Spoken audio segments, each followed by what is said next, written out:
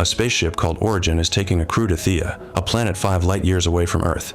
Mid-course, Shun wakes up from hypersleep and his pod fills with water, washing him before ejecting him onto the floor. He puts on the clothes he finds waiting for him and goes looking for others, only to hear the alarm go off. He then bumps into Lana and they notice something moving in the shadows. As they look around, they hear the alarm again announcing more people waking up. All the people now awake are passengers, not working crew, and they don't understand why the pods ejected them if they haven't arrived yet.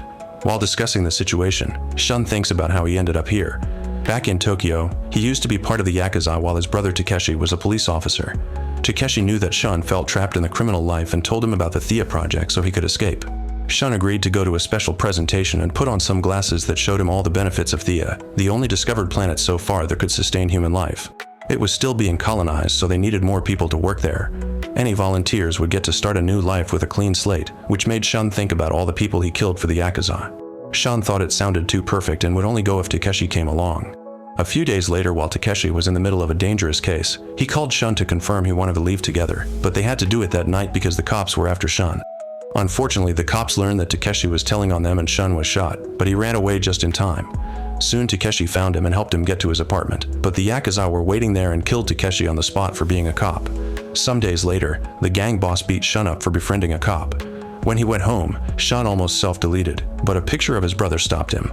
Instead, he found his boss's father and shot him on the phone for his boss to hear. Soon the boss found them and Shun got ready to shoot the father, but he couldn't do it.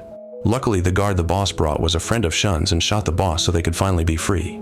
Back to the present, the group starts searching the ship to find answers and make it to a very windy room. Lana, Shun, and one more guy volunteer to take the stairs and go to the upper floor to investigate, but they still can't find anyone and start climbing to the next floor. On the main deck, Baum finds a button and presses it while ignoring half the group's protests. Another alarm wails and the steps start disappearing, so the trio has to hurry up. Shun and Lana make it safely to the next floor, but the third guy falls to his death. While everyone freaks out, an elevator opens and Baum convinces them to get going. Meanwhile, Shun and Lana explore the next floor and find some bloodstains. They enter the control room and find some abandoned food, yet still no crew. Soon the others join them and Lee touches a screen that activates the lights. Then Katie finds a small radio and manages to get in contact with a crew member, who begs for help as he says he's in cell 50 in the lowest ring. The man suddenly screams and the transmission ends. Shun, Lana, Abigail, and Henri volunteer to go looking for him. While they take the elevator, Lee continues to handle the screens and gets access to the ship computer. She discovers that the other passengers and crew members had evacuated the spaceship an hour before the group woke up because the ship was hit by an asteroid. Back to Shun's team, they make it to the lower floors and find pools with animals in them. Suddenly, a drop of blood falls on Abigail and she looks up to see a body with a gun next to her. Her tag says her name is Evelyn and she's a crew member. At that moment, they hear a cry for help from behind a door, so Lana and Shun take the gun and go investigate. As soon as they disappear into the dark corridor, Evelyn wakes up and says nobody should go behind that door. In the dark chamber, there's an awful smell and a gooey substance. Looking around reveals a bunch of bodies and the asteroid that hit the ship. Suddenly, Shun is startled by a man and he defends himself, dropping him to the floor. The guy warns them to get out before his body starts twisting in all kinds of disturbing angles, saying the word inside before his eyes explode and he dies. At that moment, they hear another cry for help and find Max, who is heavily wounded and also has a gun. At the same time, Evelyn tells Henri and Abigail that Max can't be trusted because an alien came with the asteroid and it can get inside people. When Lana and Shun show up with Max, Henri immediately warns them and Max tries to escape. Shun quickly hits him a few times to lock him up in the decontamination unit. Afterward, Evelyn explains that after the asteroid hit, the passengers started dying. Max attacked her and told her that he had something in his head, so he requested to be locked up. Evelyn asks to see Max and they take her to him, causing Max to say she's lying and she was the one that attacked first. Abigail and Max ignore him and take Evelyn away for treatment, but Lana isn't sure who they should trust. She checks both guns and confirms Evelyn shot first, so Max explains he shot back in self-defense. Lana convinces Shun to release Max and take him to the infirmary too. Then a flashback shows that Lana used to be a bodyguard for a senator's daughter. She grew close to the family and became fond of them, which got her a warning from the other bodyguard. However, Lana and the senator ended up kissing anyway. This distraction allowed some criminals to sneak inside the house and shoot the senator before she brought them all down. Her partner soon took the senator away while Lana went looking for the girl, but when she reached the bed, there were only pillows. Suddenly, a criminal attacked Lana and kept throwing her against the furniture until she reached her gun and killed a guy. Some of her bullets went through the closet, and when she opened it, she was devastated to find the girl dead inside. In the present, Lee discovers that the comm systems that link the ship to Thea have been destroyed. Logan starts freaking out and decides to leave the room. As he wanders around, he keeps hearing voices, only to suddenly be startled by Katie and Venetia. Logan ignores their concern and enters the next room, where they find a gym. After getting some water, the women turn around and notice Logan has disappeared. Katie and Venetia go looking for him and make it to the crew's quarters, where they hear a noise. However, it's just Bond, who found a crew tag and is now using the shower. When they turn on a computer, they find a worker's video log. The guy is happily sharing his experience when suddenly the screen is filled with a static and an alarm calls the crew to the control room before the video goes black. The group keeps going and finds Logan at the same time he finds Henri and Abigail, who rush an unconscious Evelyn to the infirmary. Henri has medical knowledge and with Abigail's help he starts treating her. The others wait outside, but Logan gets nervous and leaves. Katie follows him and finds him looking for medicine right before he falls on the floor as he has a seizure. She helps him go through it until he falls unconscious. When Logan wakes up, he asks Katie to keep the secret. Meanwhile, Lee discovers they're 9 days from Thea and the ship is still on course, so the automatic landing system should save him. At that moment, Lee's nose starts bleeding and Eric checks on her, but she avoids his questions. In the elevator, Shun realizes Max can't even tell he's bleeding. Getting suspicious, he sees the medic tag and asks about procedures, causing Max to answer by hitting him and taking his gun. Lana keeps him at gunpoint and demands answers, so Max reads the tag to say he's a human medic.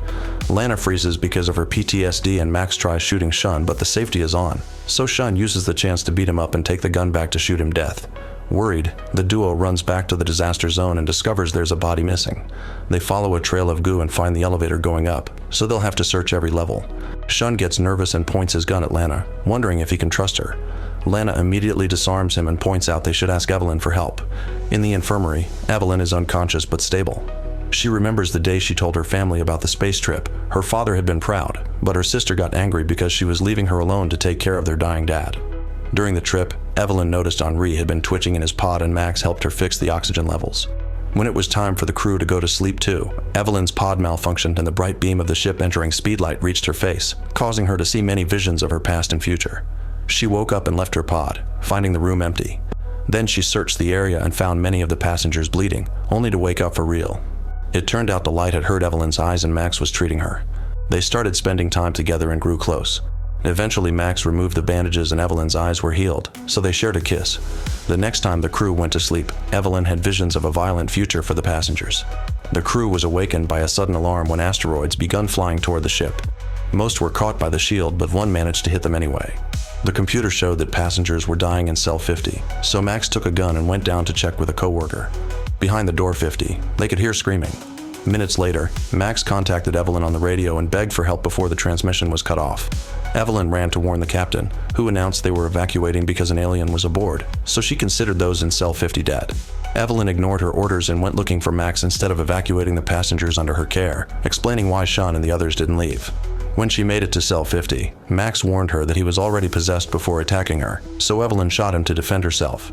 In the present, the fire alarm starts wailing and Henri goes to investigate, finding the emergency button broken but nobody around. He bumps into Sean and Lana, who run back with him. In the infirmary, Abigail is watching over Evelyn, who is lacking oxygen. Abigail grabs a scalpel for protection and runs out to grab an oxygen tank, but when she comes back she's knocked out by someone hitting her with a door. It's Eric, who proceeds to choke Evelyn because she saw him back during the first attack and knows he's infected. At that moment the others arrive and Eric gets distracted, so Evelyn grabs the scalpel and stabs him. Eric runs away before the others can catch him. In the meantime, Logan goes to the bathroom only to be knocked down by Eric, who has an alien coming out of his eye. Logan yells for help and Katie comes over, screaming to distract Eric so Logan can push him off. Eric runs to the elevator as Shun arrives and shoots him right before the door closes. Shun and Henri follow the blood trail and take the elevator too. When they find Max's body, they see a little tentacle coming out of his eyes. Henri touches it and the alien immediately hides, so they decide to take the body to the control room for research. Among the medical tools, Henri finds a laser, which he tests by cutting Max's fingertip off. This makes Henri remember the day he was introduced to some secret government labs.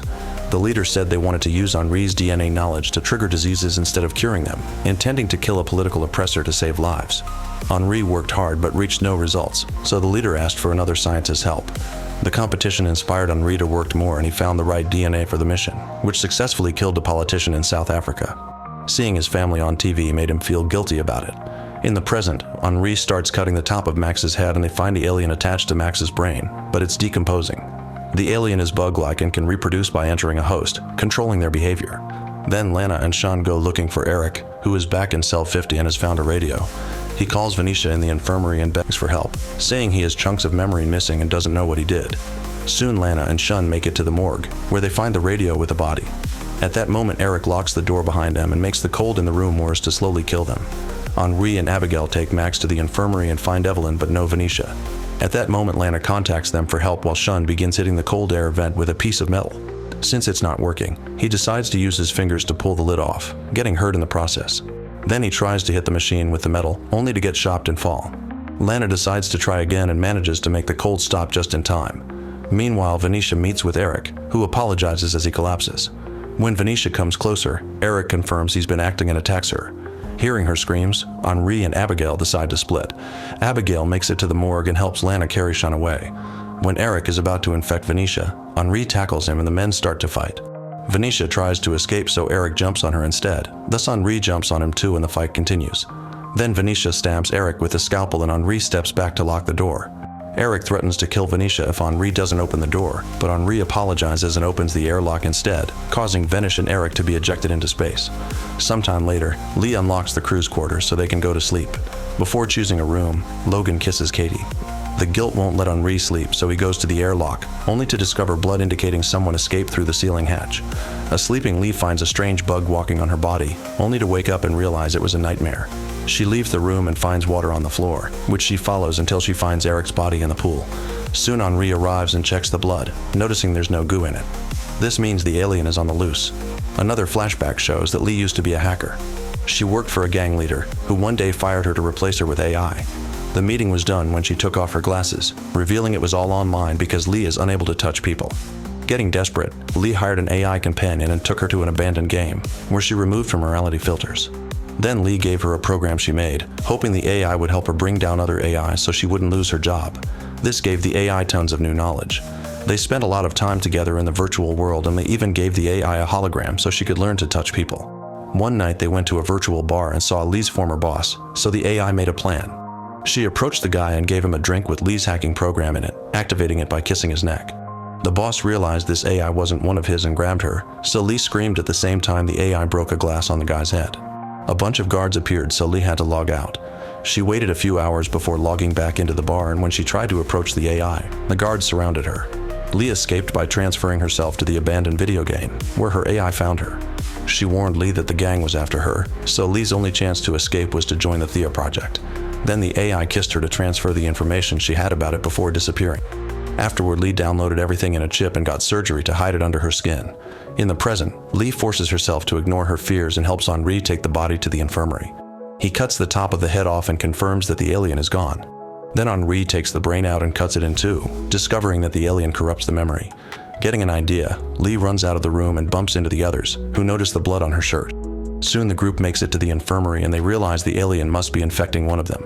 Meanwhile, Lee runs to the control room and grabs a suitcase to access the chip hidden in her wrist. However, the computer can't access the data, so Lee rips out some wires to create a shock in the chip, regardless of the pain. Now she tries again and accesses the chip's database with everyone's profiles. In the meantime, Shun goes to his room and discovers someone stole his gun. At the gym, a panicking Logan is breaking things and ignoring Katie's attempts to calm him down. Bob then announces he thinks Lee is the infected one because she found Eric. They go looking for her and find her watching Logan's interview. Lee tries to escape, but Logan grabs her and causes her to drop the suitcase. A fight ensues and the guys easily overpower her, knocking her out as she falls. When she wakes up, her hands are tied and Baum is interrogating her. She spits at his face and Baum takes out Shun's gun, but Logan immediately disarms him, thinking this is going too far. At that moment, the others show up, so Baum pushes Logan to take the gun back, but it falls and fires, hurting Shun's arm. Now Lana is in control and she kicks Logan and Baum out of the room. Shun follows them and makes them enter the elevator, where he gives them a warning shot and threatens to kill them if they ever show up again. Suddenly an explosion happens in the infirmary and the system quickly puts out the fire, but it's too late. The scanner is destroyed and now they can't scan everyone's brains to find the alien. A few days later, Logan and Baum are out of food and water, so they go looking for supplies in unexplored floors. They find the body of the guy that fell and the guilt makes Baum run away.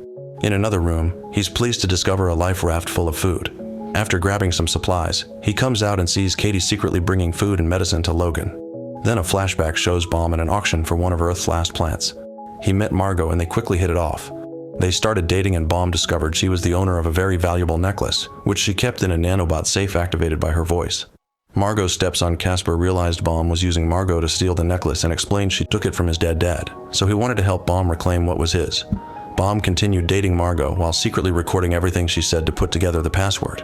At the same time, he started an affair with Casper, who wanted to have a new life with Baum after stealing the necklace. Eventually, Baum recorded all the words and Casper left the door unlocked for him so he could finally steal the necklace, which he immediately took to a shop. However, the necklace turned out to be a fake. Moments later, the police captured him and sent him to jail.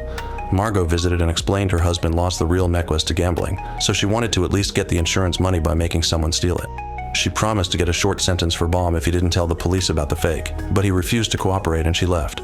Casper also visited and explained he wasn't working with her. Margot accidentally saw them together and found out the truth. Yet he refused to help Baum because he needed the money since he was a gambler like his father. Still in love, Baum agreed to keep his mouth shut. In the present, Baum waits for Katie to leave and brings Logan to the life raft. Logan will try to bypass the system so they can separate it from the main ship. Meanwhile, Lana and Evelyn open the baggage room so everyone can retrieve their personal items. Logan doesn't have one because he didn't own anything back on Earth, and Katie kisses him to comfort him. His feelings for her cause him to show her the life raft, and they're found by Baum. Logan confronts him and says Katie is coming with them, ignoring his protest. Later in private, Katie reveals she found a crew member's tag but also admits she doesn't trust Baum, so Logan agrees to leave only with her. They use the tag to activate the raft, but before they leave, Katie goes to fetch more medicine. This is seen by Lee, who gets suspicious. Meanwhile, Baum confronts Logan because he heard everything and starts the emergency launch before stepping out of the pod. Logan immediately follows him out and they watch the raft fly away. Then Logan punches Baum, who retaliates by choking him and leaving him on the ground. Minutes later, Katie finds him, but Logan is angry and kicks her out. Later, Lee finds Logan and threatens him with a laser to make him confess when he had his first seizure. It matches what she saw on the file, meaning his memory is fine and he's clean. Lee convinces him to work together and they hide in a room where Logan helps her repair her suitcase. Suddenly, the ship rumbles and the group checks the computer to discover they're losing pressure in cell 50. They'll have to patch the hole to prevent it from getting worse. Shun, Evelyn, Lana, and Henri gather some tools, and on their way to the cell they bump into Logan, who comes along to help. In cell 50, they start sealing the edges between the asteroid and the ship, only for Evelyn to suddenly announce they must run. A hole opens in the wall and the group has to hold on to avoid getting blown out. Unfortunately, Logan is hit by a box and crushed against the asteroid. Then the box gets stuck in the hole, completely covering it. Shun and Lana rush to get Logan's body, but the box soon breaks and the blowing starts again. Luckily, everyone manages to hold on and make it to the door, closing it right before the asteroid disintegrates.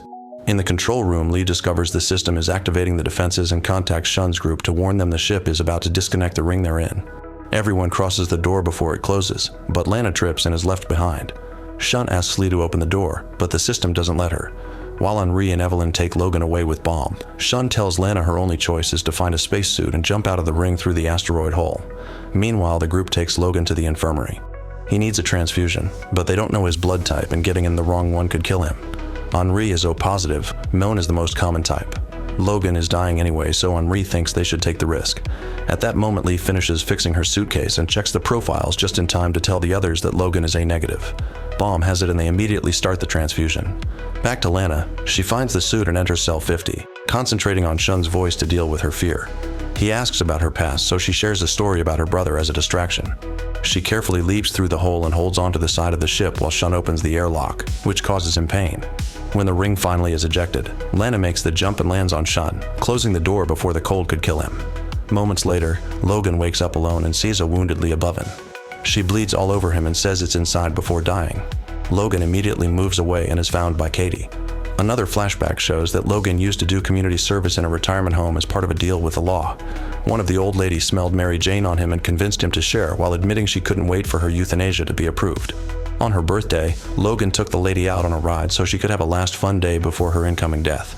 This little trip convinced her to wait a bit longer before signing the euthanasia papers. However, the next day Logan discovered she lied to end the day on a bright note, and before leaving for her death, she left behind her Thea ticket for him. In the present, Katie triggers the alarm and the group comes to the infirmary. Logan tells them what happened and they agree to open Lee up. Henri goes through the procedure and is furious to discover there's no alien or damage in the brain. There's an entry wound though, meaning she was stabbed. Shun and Lana point their guns at Logan, who tells them about Lee's project to access the files and compare memories to reveal the alien. The group agrees they need to find Lee's chip to continue her work, causing Baum to suddenly run away and lock their group in the infirmary. While Baum searches Lee's room, the group breaks the infirmary window. Then Lana, Shun, and Henri go after Baum. When Shun and Lana enter Lee's room, Baum surprises Henri, taking him hostage. Baum swears he isn't infected, and once the duo puts the guns down, he lets go of Henri and runs into a bedroom, getting a shot in his stomach before the door closes. The trio waits outside and hears him scream as he removes the bullet. At that moment, Henri notices blood on another door and he goes inside to find the scalpel that killed Lee, meaning it wasn't Baum. In the infirmary, Logan grabs Lee's hand and sees the wound, realizing that she said it's inside to mean the chip. He and Katie start cutting Lee's wrist and retrieve the chip. Then they make their way to the suitcase, but Logan is too weak to keep going and tells Katie where to find it. She rushes to find the profiles and looks at her own, but the video doesn't show much because Katie had a breakdown during the interview and didn't answer the questions. Furious, Katie starts destroying the chip when she's found by Lana and Shun, who think she's the alien because the scalpel was in her room. Katie swears it isn't true and opens a pond to drop water on Shun before running away. Lana quickly catches up to her, and after some struggle, she knocks her out. A new flashback shows Katie traveling to meet with her brother Andy, who wasn't happy to see her after so many years.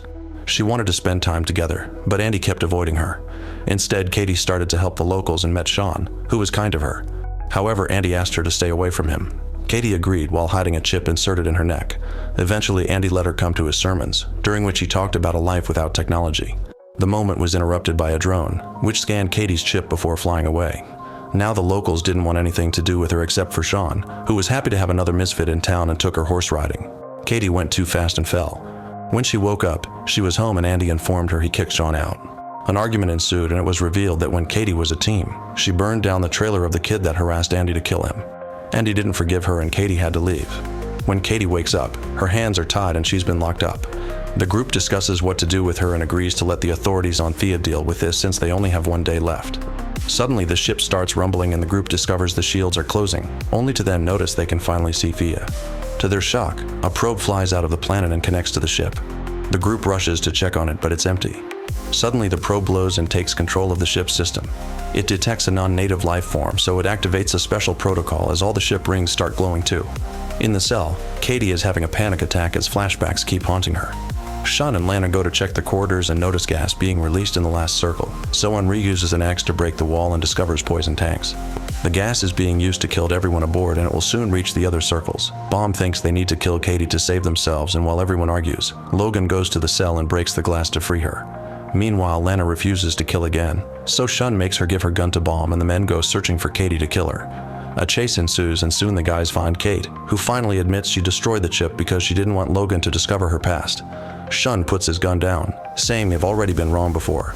At that moment, they get a message on the radio saying Henri has an idea. The group reunites and Henri explains he could use saline to lower body temperature enough to mimic death.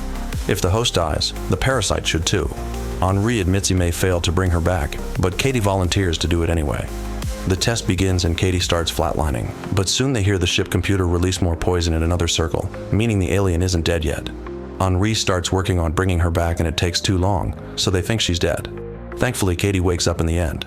Minutes later, the group argues over what to do, so Evelyn and Abigail start searching the captain's rune. They find a hologram showing Thea's solar system with a planet called Iris, which never appeared on maps before. There's also a confidential file called the Iris Incident, and they learn that the company tried sending a ship there first, but the mission failed because of aggressive aliens. Evelyn plays some footage and they watch a woman die as her body twists, meaning it's the same alien, and that's why the ship already has the poison ready for emergencies. Shun, Henri, and Lana start looking for oxygen tanks. Logan warns them the poison is about to reach them, so they run with as many tanks as possible, leaving the room right before the poison hits. Sadly, Henri still breathes a bit of it, so he's rather weak. Baum goes to the probe to attack it with an axe, but he does no damage. The poison will soon reach him too, and Katie wants to help him because he saved Logan with his blood. When she finds him, they argue until they see on the screen that the probe will go back to Thea soon. This could be their escape, but it has a weight limit. Meanwhile, Shun and Lana go looking for medicine for Henri, and Shun notices something in Max's body. He tells Lana to go, then takes a picture of the Max and his brother that Evelyn left there earlier. On the back it says Max and Sam, which makes Shun suspicious. While Katie and Baum tells the others about the probe, Shun goes to Lana's room and discovers she had been watching the crew's video logs to obtain information and cover her memory gaps. After giving Henri the medicine, Lana goes looking for Shun and catches him red-handed. A flashback then reveals that Lana had been in the pool and Eric used the chance to attack her, passing the alien to her. She learned to act human thanks to the videos and started to keep recorded notes in case she had to jump bodies again. However, Lana's memories keep haunting the alien inside, and bonding with Shun taught her about how humans handled grief and survival. It had been her who destroyed the scanner, and when Shun asked her to share about herself, she told him a story about a brother called Sam she got from the video. That was Max's brother, which is why the name on the picture gave away her lie. Lane overheard Lee talking to an unconscious Logan, and when we noticed she didn't have her gun, she got suspicious, so Lana killed her with a scalpel, which she later dropped in Katie's room. This triggered Lana's memories full of guilt, which made her have a breakdown even as an alien. In the present, Shun attacks Lana and a fight ensues.